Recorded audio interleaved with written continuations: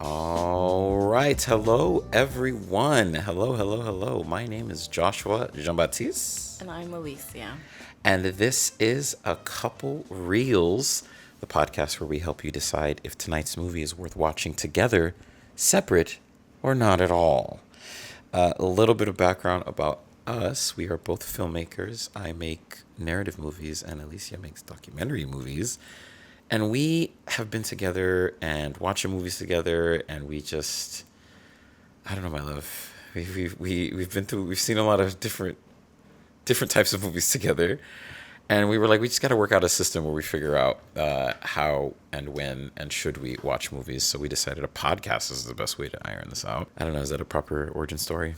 I remember the first time that we went to see a movie, you chose one that you wanted to see, and I was so alarmed by the amount of bodily fluids and kind of frat humor. I was aghast, to be frank.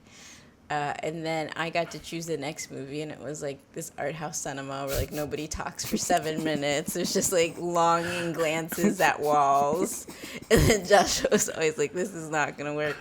So we have really been in the long process of talking through films. Should we see it? Would you like to watch it on your own time? Yes. So we thought that this would be helpful because we are people who see the world through two totally different but complementary lenses.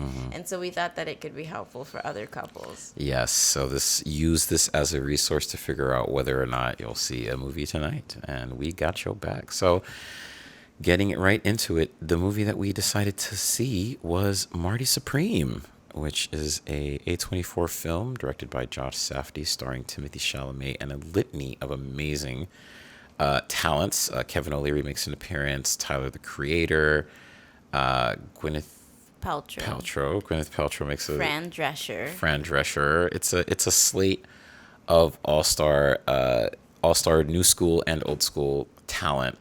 The film follows Marty Mauser, who is an aspiring table tennis legend. He wants to be it so badly, and he gets into a series of problems and more problems and more problems, riddled by his incessant drive to be a legend. All right, so we're just going to get right into our thoughts. What were your overall thoughts about the movie, Alicia?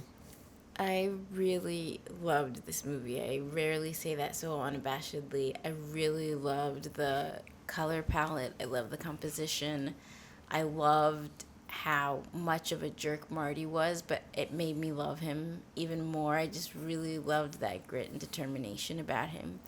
Some of his choices are morally questionable, and the truth is something that he toys with.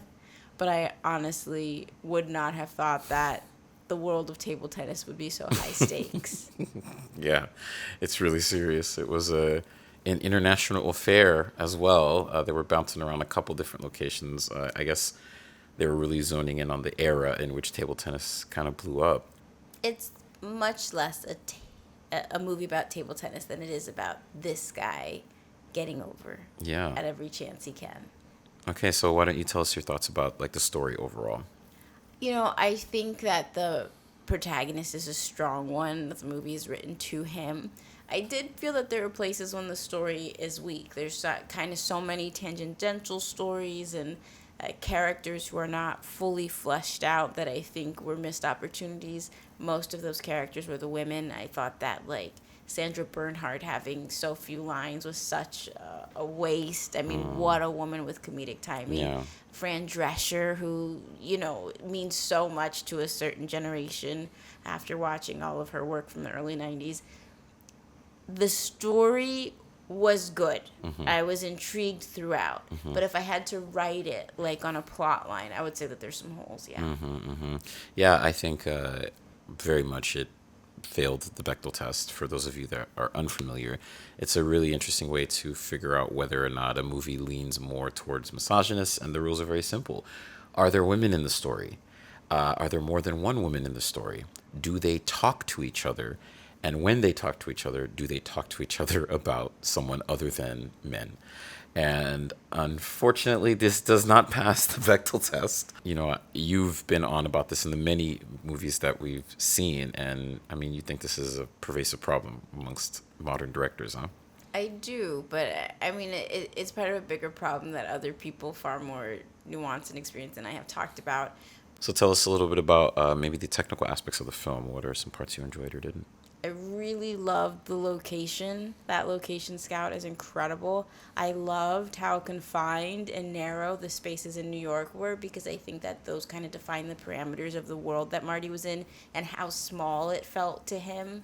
And then when he moves into these other countries, London was a minor setting, but Paris and Tokyo, literally the director takes up more visual space. There's more negative space, and I really love that we are watching Marty's world widen at the same time that he is quite literally. Yeah, yeah. I think I loved that they had that element. I know in the previous movies of the Safdie brothers, I believe Josh Safdie was the one that directed this. They kind of are really hyper focused on New York. New York is their palette, but I really love that they got a chance to use their talents in other spaces. And like you said, it's so much more layered and colored. I just really love Marty Mauser as a character. I love that there's no clean resolutions. I love that he's an opportunist. You can literally see him manipulating every side of an argument. You can see it gleaming in his eyes, like where he's going to take his next in. And I don't quite think it's admirable. I enjoy seeing the way that his mind works. There's a certain swagger, right? It's a certain swagger. It's a certain affect. It made me like want to go out and like solve the problems of the world so that I could like just hassle people the same way. It's not like a feel good movie like I want to save the world and become a doctor. I walked out like, who can I hustle? I love that. Okay, would you say those are your thoughts? Yeah, I think it's a great movie. Okay, cool. Yeah. I would also say I thought it was a very enjoyable movie. I was a little spoiled because I'm familiar with the director's work, so I kind of knew what I was getting into. I would equate it into like going to Universal Studios to ride your favorite roller coaster. You kind of know what's going to happen, but you go anyway. I more was really excited to see how they, uh, conveyed their genre of film this time with the specific palette. And Chalamet, I think you can tell they love New York. These are very specific characters. I love their casting choices. They always cast like really unique people, unique faces, unique voices. They really, really, really dig into that, Jewish American New York vibe. Previously I didn't really think that New York City was a character, but upon reflecting on it and hearing some thoughts on it, I think that they very much do shine. And I think the Safdie brothers are really, really, really good at creating that atmosphere. I thought Chalamet's acting was wonderful. He's had a lot of bravado in the marketing of this. I think that the marketing has reflected the movie. He made some very bold choices. He stood on top of the Las Vegas Sphere. He released super exclusive merch that he only gave to celebrities, so people will ask where they can get it from. He released his marketing call. He's been bragging. He's like, I got this. This is an award. This is an award, darling. I'm an award. So I think there's been real good synergy. I thought the acting was brilliant. In acting, there is this aspect of, playing tactics in any scene. Every scene, the characters want something, and we always want to see the ways that they get that thing that they want. And Marty really gave the full palette of playing tactics.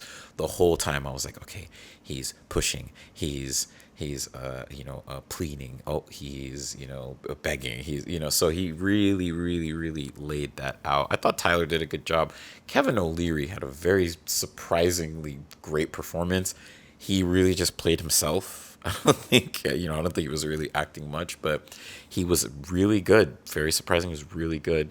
He had some comments actually about how he's like, oh, they could have did that movie for half the budget if they used AI. But I was like, I don't think that you could have pulled it off. But overall, I thought the cinematography was amazing. I thought that the international element was phenomenal. They do a really good job of kind of amping up the stakes.